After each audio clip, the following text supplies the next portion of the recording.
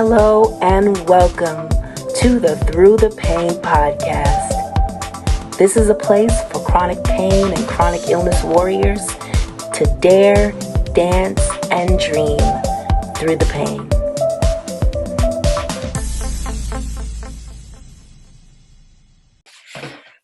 So hello everyone. Thank you for joining me for another episode of the Through the Pain podcast. Here today, I have the honor and privilege of interviewing someone that I pretty much look up to.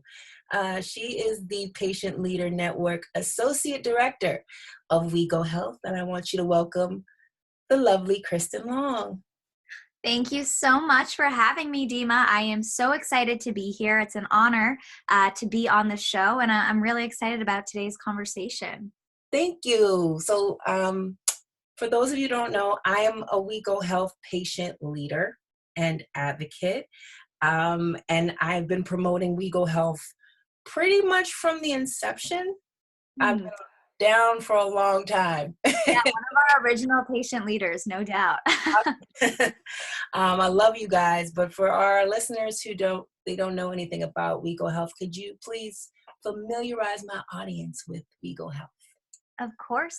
So as you said, I am the Associate Network Director at WeGo Health, and WeGo Health is really a mission-driven company that connects healthcare with the experiences, the insights, and the skills of a patient leader. So, what is exactly a patient leader? It's basically a patient or a caregiver who is using their story to really empower others, to raise awareness, to build community, to really create change in patient landscape, like yourself. So a lot of our patient leaders refer to themselves as advocates. Some of them refer to themselves as influencers.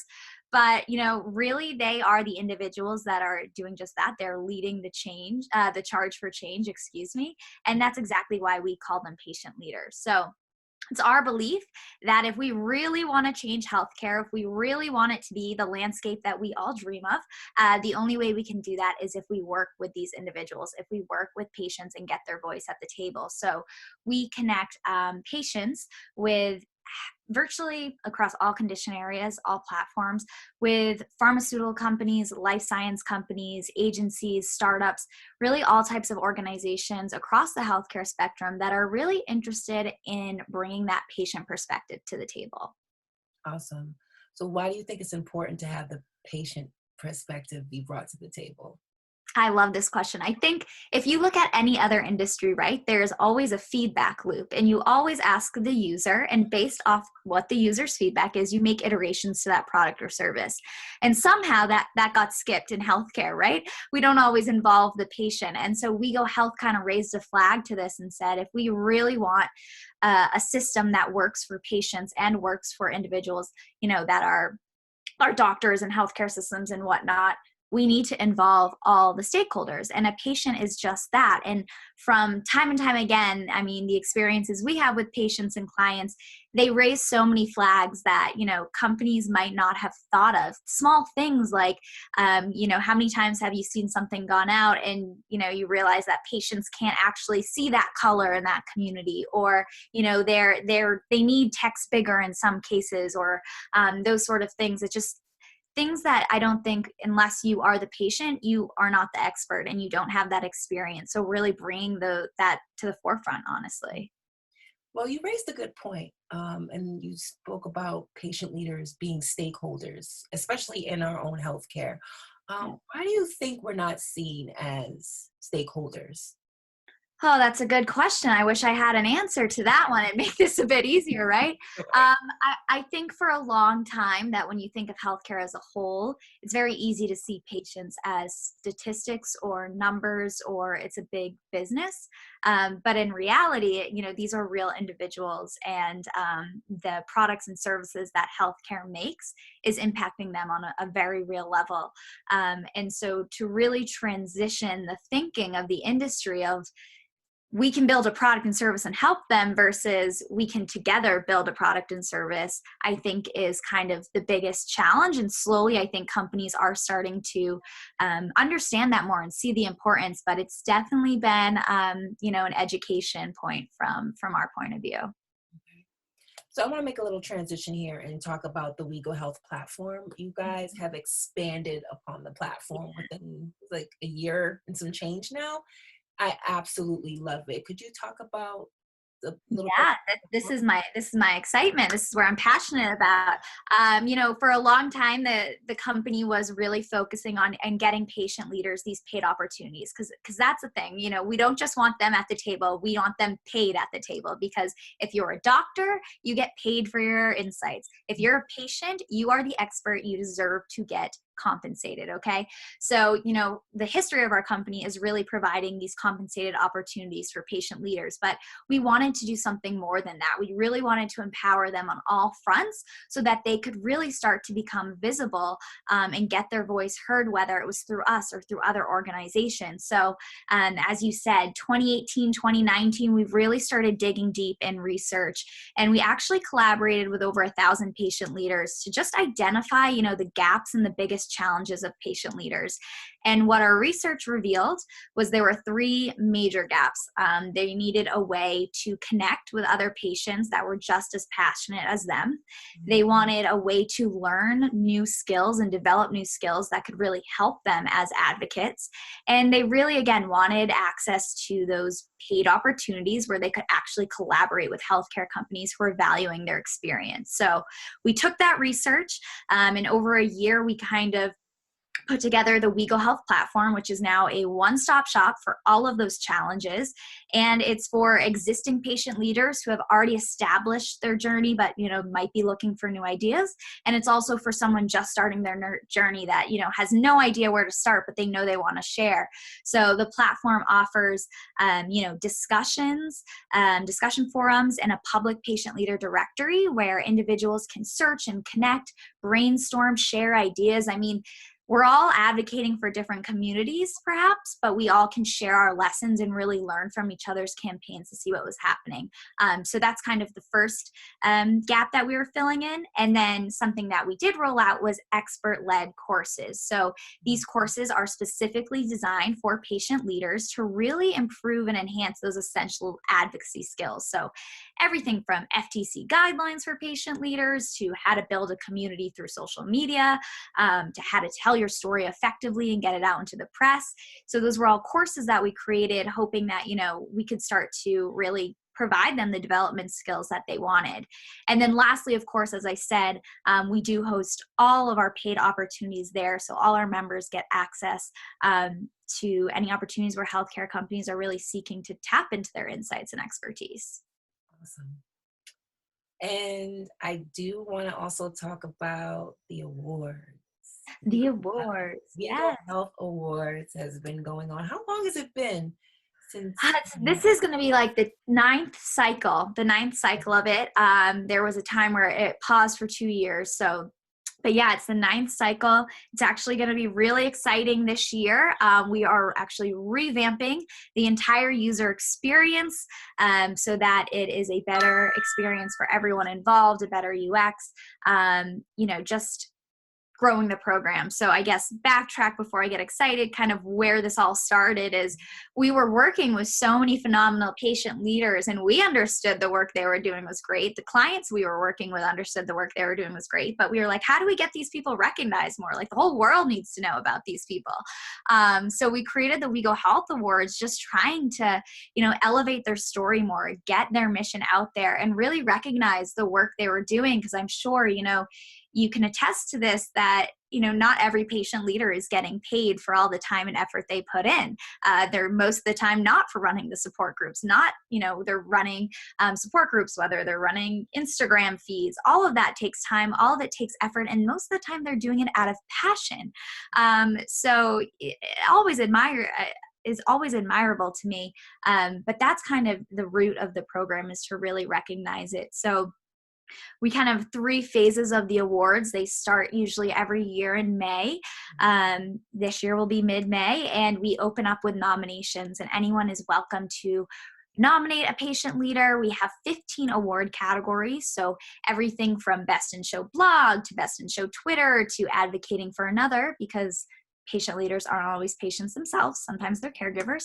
But we have a variety of different categories that really just try to go along the spectrum of online advocacy and make sure that everyone has the chance to get recognized for the work they're doing.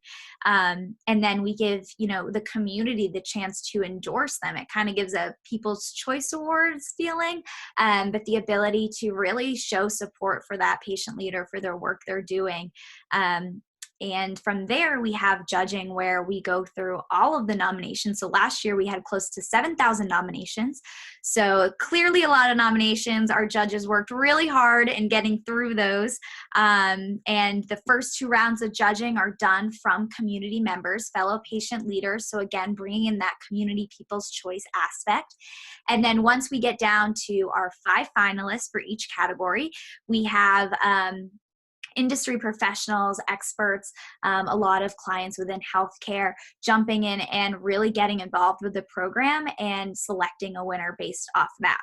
So those are kind of the 3 main phases, I suppose, of the program. But what's exciting is at the end of all this, we have our virtual awards ceremony where, we welcome all the nominees to join in online. We have Facebook Lives, we have Twitter chats, just a few days of celebration. And it's really to bring the entire community together because we have nominees from Brazil and UK and Africa, all over the world.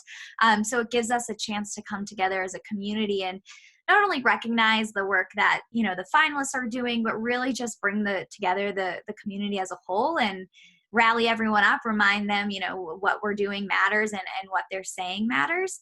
And then we invite our winners to an in-person ceremony to really recognize the contribution they're making to the online health community. So last year, we actually got to go to Las Vegas. We attended the health conference, and health was gracious enough to provide all our winners with travel and accommodations. And we were able to bring about 13 of our winners. All were invited, but of course, some weren't able to come, unfortunately. But we invited them to an in-person ceremony. And oh man, I get chills thinking about it, hearing their stories on stage. It's really emotional and it's really empowering. And I can't even tell you how many times after that ceremony that people from the conference, so healthcare workers were coming up to us and saying, oh, wow, this is why I got into healthcare. This is why I do the work I do, because of these people.